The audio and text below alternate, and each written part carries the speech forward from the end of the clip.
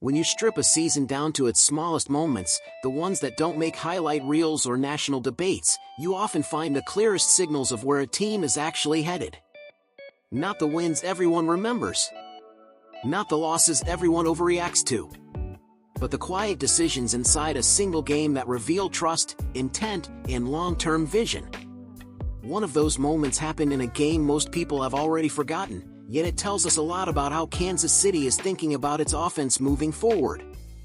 I'm Daniel, and when you slow this situation down, it becomes a really interesting study in red zone logic, personnel development, and how coaching philosophy shows up long before the box score ever explains it.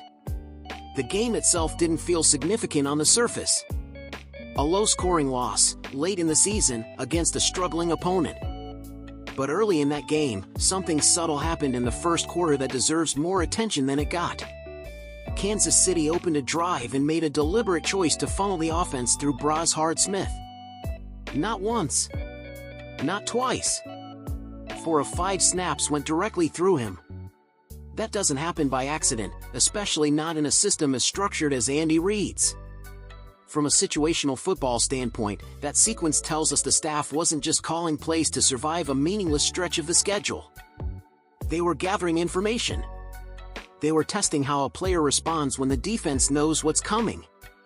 That's one of the hardest evaluations to make from practice reps alone. Smith finished the day with 56 yards on 12 carries, just under 5 yards per attempt. But the raw numbers aren't the point here. What matters is how those yards were created. His most telling run wasn't the longest one. It was the way he pressed the line of scrimmage, stayed square, and fell forward through contact. For a player who spent most of his college career functioning as a wide receiver, that detail matters more than any highlight. Inside the red zone, running back evaluation changes.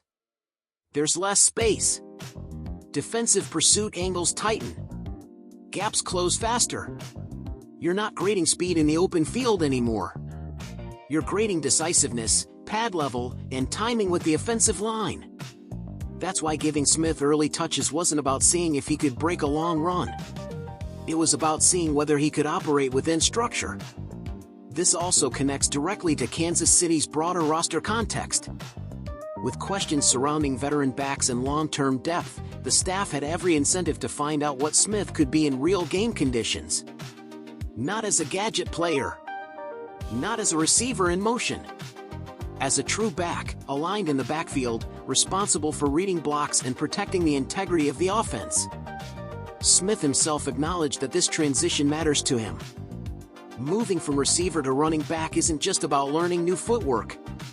It's about rewiring instincts. Wide receivers are trained to avoid contact. Running backs are trained to finish through it. That mental shift doesn't happen overnight.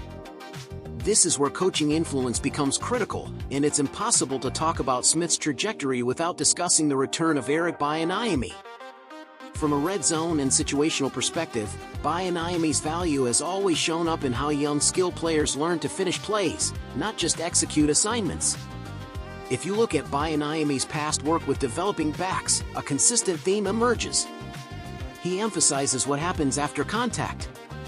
Inside the 20-yard line, falling forward for 2 extra yards often determines whether a drive ends in a touchdown or a field goal. That's not a philosophy built for highlight clips. It's built for efficiency.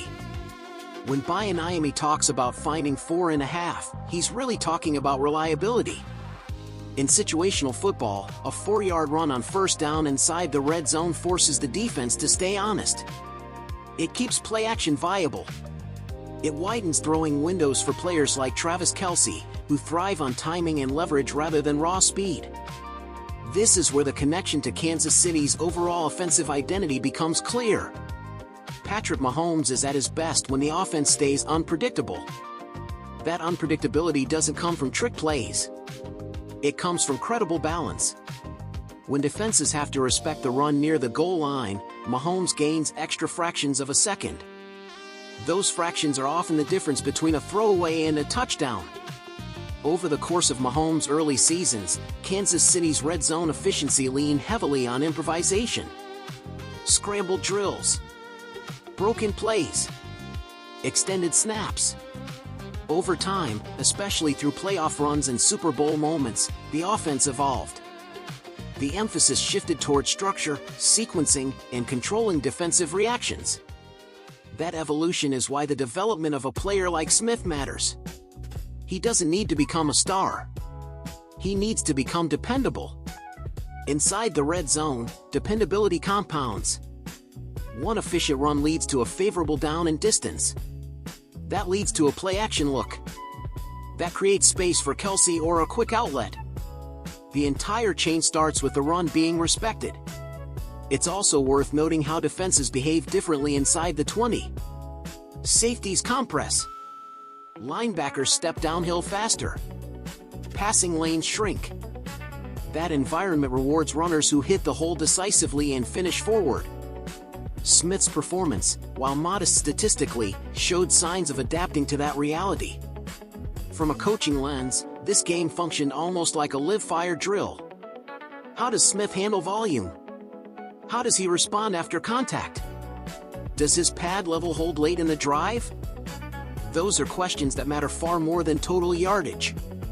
Bieniemy's influence in similar situations has already shown tangible results elsewhere. Young backs under his guidance have improved not because they ran faster, but because they ran smarter.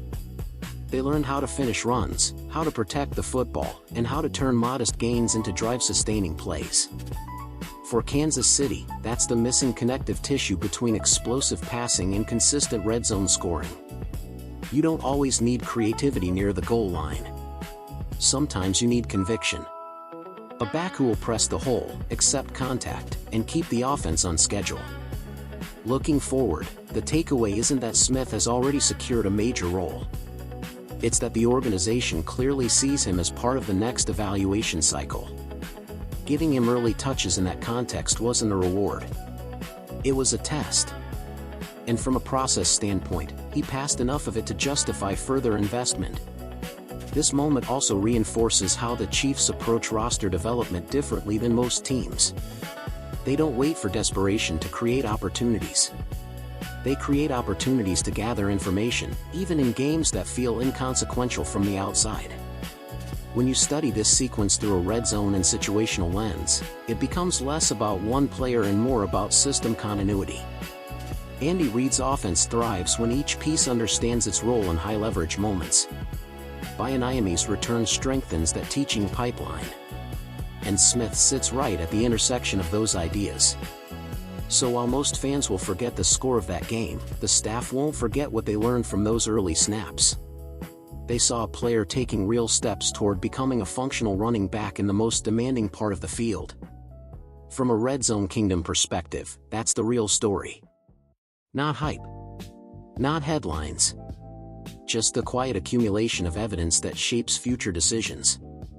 When you watch football this way, you start to see how seasons are built long before they're remembered.